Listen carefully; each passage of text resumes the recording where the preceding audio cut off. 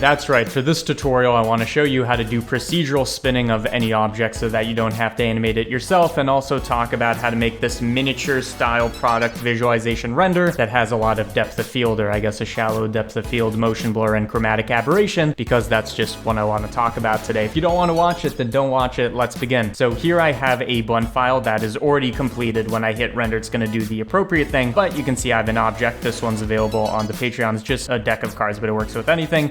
It's spinning procedurally, meaning that the rotation values are driven by drivers, and we're going to talk about how to do that. And when we hit render on any frame, let's say we render on this frame, you're going to see it's going to render pretty quickly in cycles. We have our shallow depth of field, meaning it's in focus here, but not here. We have motion blur, we have chromatic aberration. How do we do this with any object? Let's talk about how to do exactly that. I have a blend file set up for exactly this scenario where we still have our object, basically the render set up and the lighting is all good to go. However, we don't have our spinning, we don't have our camera, etc. So starting off with the spinning, the way you'd normally do a spinning animation is maybe, let's bring up our timeline so we can see our keyframes. You'd maybe keyframe a rotation value on frame 0. You go a couple frames down, pick something different. So you rotate this in some random directions, click I again, and then you have spinning. But of course you have to kind of keep you're gonna have to keep keyframing this for the duration of the animation, and that can get pretty challenging, especially if you want the rotation to look nice and organic. So this is not what we're going to be doing. Instead, we are going to be using drivers. So if I was to look at the X value of the rotation, let's say I want the frame number, what frame we're on, to determine how much this is rotated. How do we do that? Well, what we can do is we can just type in hash or hashtag or octothorpe, whatever you want to call it, hashtag frame, which is going to create a driver that basically looks at our frame number and turns it into a degree number. Now you might be wondering, why is it 57.3 degrees, shouldn't it be 1 degree? The reason is this is dealing with radians, where 1 radian is this many degrees. You don't have to worry about that, but point is,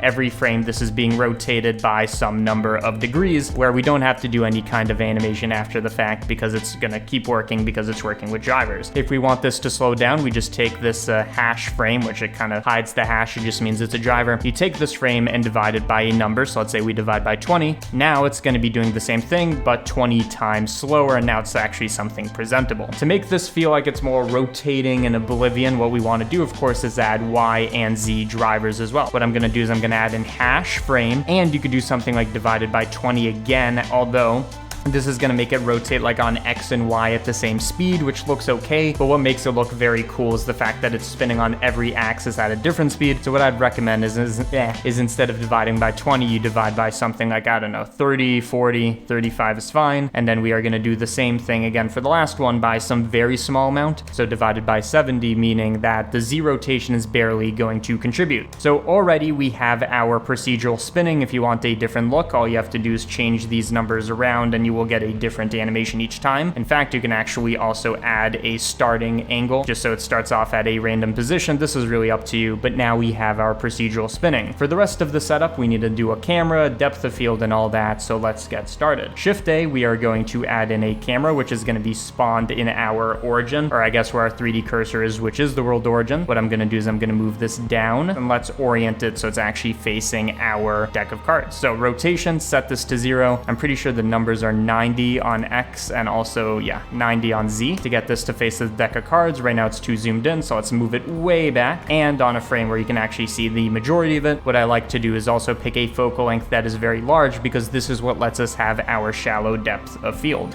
So here we go. This is basically our framing. Maybe you want to make this like a square render, which would mean now we can actually zoom in even further. Basically, we have our framing now. If we were to hit render, it's going to give us a render, but it doesn't have any depth of field, motion blur, chromatic aberration. I'm getting tired of saying it. Let's just add those things in. To add all of those things in, starting with depth of field, what we do is we select our camera because this is where we pick the settings for where we want our focal plane and all this. Go to the camera settings, and under depth of field, you want to enable this, and I like to stay in look dev mode to set my focus. What I like to do is take my f-stop, basically saying, how much is going to be in focus at once. Make this a crazy small number so the whole thing kind of looks out of focus, and then kind of pick a value that makes it only so that part of the deck is in focus. Now you can see our depth of field is absolutely ridiculous. In fact, it's maybe too much unless you really want that miniature effect. I'm gonna settle on 0.1. For motion blur, what you need to do is go to the render tab, and I'm looking for motion blur. There it is, enable. The higher this number is, the more motion blur there's gonna be, so 0 means no motion blur, 1 means a lot. I've experimented with some numbers, 0.75 looks pretty good, and now let's do a render just to see what this is looking like so far. So it should have a tiny bit of motion blur depending on how fast this is spinning and the shallow depth of field. The last thing that kind of ties this all together is the compositing end, which has that chromatic aberration, so lens dispersion. To do that, I'm gonna go to the compositing tab, enable use node so I can see what I'm doing. What we're gonna do is anyways just add in a lens distortion node before it reaches what is being outputted and what is being viewed. I'm gonna take my dispersion. The bigger the number is, kind of the more crazy this is gonna be. So I'm thinking something like 0.07 just has a very subtle chromatic aberration on the edges here, and we can also do a corresponding distortion so that the lens isn't like flat, but there's a bit of curvature to the glass, which makes this look pretty interesting. And now you have a render that makes everything look miniature and stylized, and it's just a cool way to work with procedural rotation and do something interesting with it. Anyways, I don't know why I made this tutorial, probably because I like it. Anyways, if you want to support this channel, the best way, in fact the only way to do that, is via Patreon. There's a link in the description. You can get Discord access, private tutorials, project files for stuff like this, including the 3D model of the deck of cards. Go there if you are interested, but of course you don't have to. I appreciate you watching this tutorial, and